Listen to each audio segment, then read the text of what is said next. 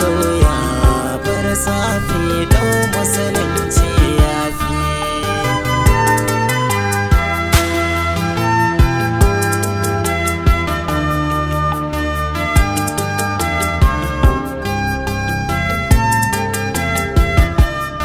Kulli a farkon karni yanayi mai kyau na sauyawa, za a bar zalunci rike Allah shi ne dacewa.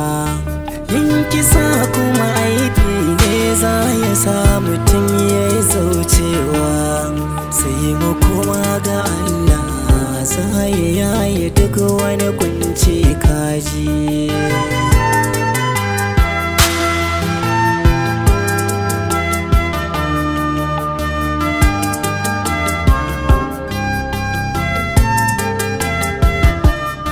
Shekara 100 ta zago gamu a farkon karni, wani ya rasa amfani ga wani ya rasa ummi.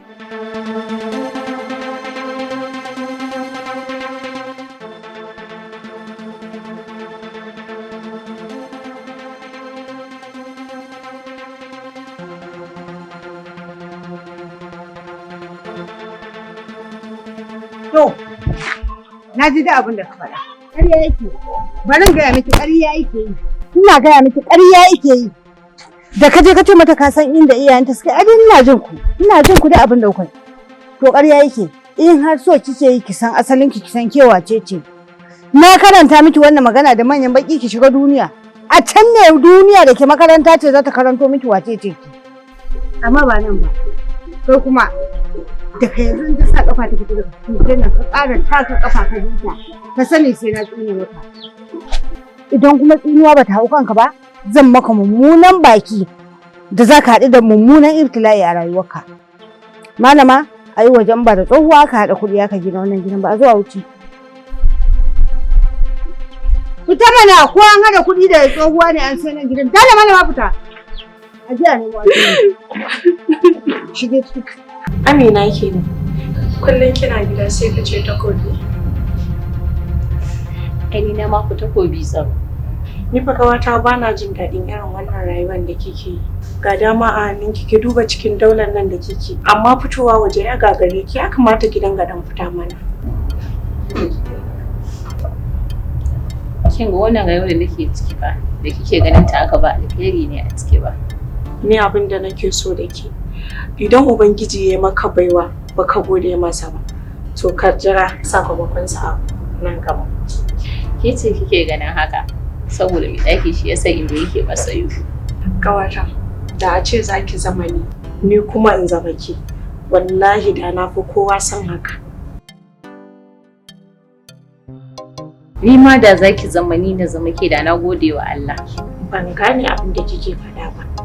Kinga ba na son tsegumi idan zuwa kika yi mu gaisa kawai mu gaisa amma wani maganin ba na son ta ajiye ta. Allah ya baki haƙuri daga faɗan gaskiya shikenan sai wani in dai ta miki zafi ki haƙuri kin ji kawata? Ba zafi ta yi min ba kawai dai ba na son maganan ne saboda ba shi da amfani. Allah sarki to shikenan a bar wannan maganar a ɗauko wata. Daga cikin wani garmi lokaci mai sauyin yanayi, yanayin ya sauya bar safi dau musulunci ya fi.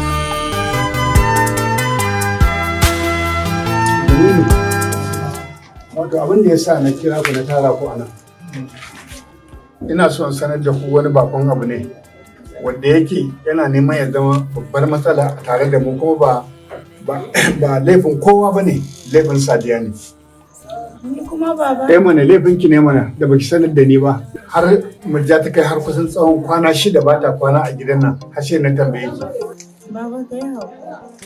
Ga baki sanar da ni ba, amma abin da nisa na tara ku nake son gaya maka kar wani abu bako ya faru ya zama wani abu wanda yake zai zame muku abin tashin hankali ko ya zama bakuntaka a tare da ku. Dan an ce a halin da ake ciki yanzu an bani labarin cewa murja ba za ta dawo gidan nan ba har sai na shiga cikin wani mawuyacin hali kafin ma ta shigo nan gidan.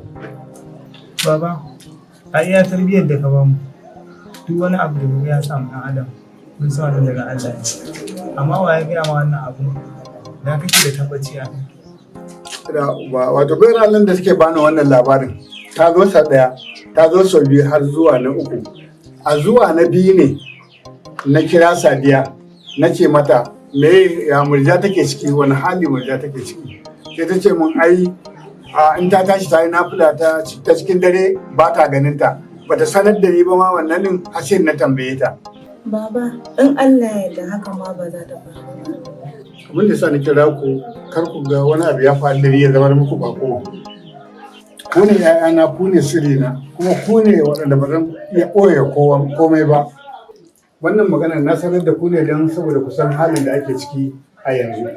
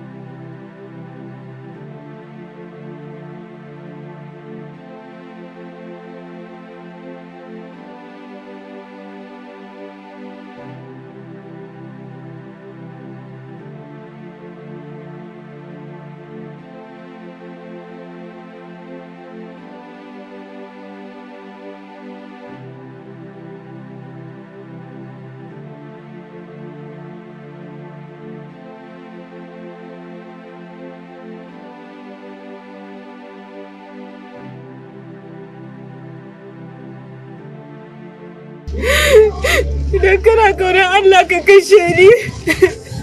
Maryam, ba yanzu zaki mutu ba. Ya sani mun kawo ka ne. Na zo sanar da ke labarin inda mahaifiyarki take. Idan har kina bukata, to ki biyo ni gida in sanar da ke.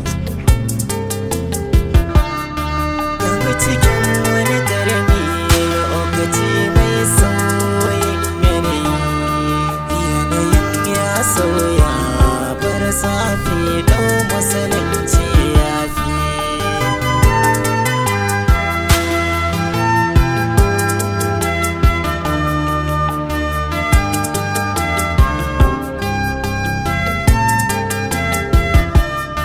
Kulli a farkon karni yanayi mai kyau na soyawa. Za a bar zalunci rike Allah shi ne dacewa. Kisa kuma aibi ne za ya sa mutum ya yi zaucewa, sai mu kuma ga Allah za ya yaye duk wani kunci kaji.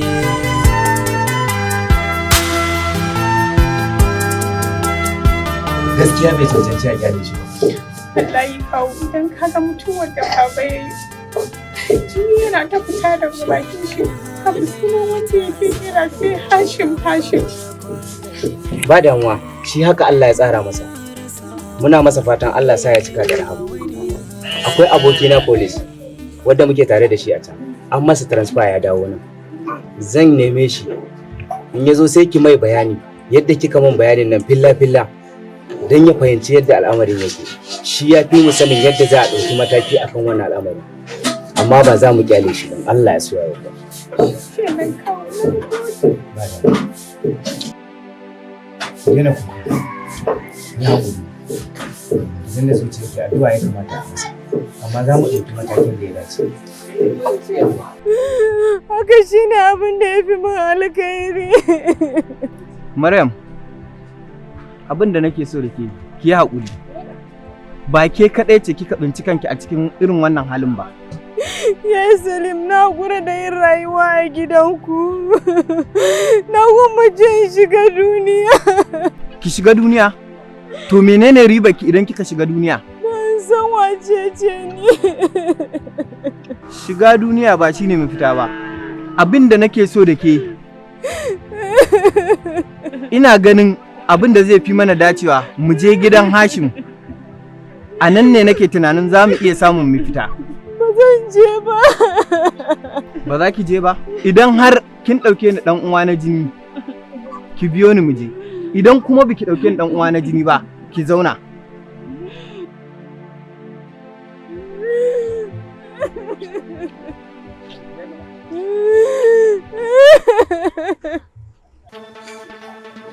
Assalamu alaikum. Islam. Kalli babu Isa ina wuni? Lafiya, lafiya. La indo ya ɗana ku. Wallahi alhamdulillah. Ya muka ji da wannan jimamin ku indo. To Allah jikinsa Allah gafarta masa. Indo sai dai mu yi haƙuri. Domin dukkan mai rai wannan hanyar daidai abba mai tafi to mu ma dai wannan hanyar mu ma kara. To saboda haka a ƙara haƙuri indo. Amma gaskiya indo mu ba mu bai wani abu ya wuce haka ba. Sai mun ɗau mummunan mataki. A'a Baba Isa. Ba za a yi haka ba. Akwai wani ƙanin mahaifina ya zo. To akwai wani abokin shi ɗan sanda. Ya riga da ya mai bayanin duk abin da ya faru. Masha Allah. To yanzu a takaice kes ɗin ma yana hannun 'yan sanda Baba Isa. Yana hannun hukuma? Yana hannun. To masha Allah. Ba za mu bai wani abu ya wuce haka kawai ba. Mu ma sai mun ɗauko ƙwarar mataki. Na gode Baba Isa. Allah ya basi. Allah ba ki Allah ba da ku da shi. Allah Ka gaida gida. za su sha. Sai an jima Baba To Isa. sai to Allah ba da ku. Kai. Gaskiya wannan ba daidai bane. Yanzu dan Allah kuma da baiwa Allah mare ne Allah. Wannan wace rayuwa ne wace rayuwa al'umma suke ɗauka. Wannan da me kama dan Allah da Allah. Me ya kama da irin wannan rayuwar? Menene irin yanzu kashe rai? Kashe rai ba bakin komai ke ba yanzu a wannan rayuwa? Wai yanzu a biyo ka har gida ko a danna ma fulo ko kuma a sanya za yi a kashe ka yanzu ba bakin komai ke ba? Haba, me al'umma suke so su zama ne? Me al'umma suke so su zama kuma ai magana ce al'umma musulmai.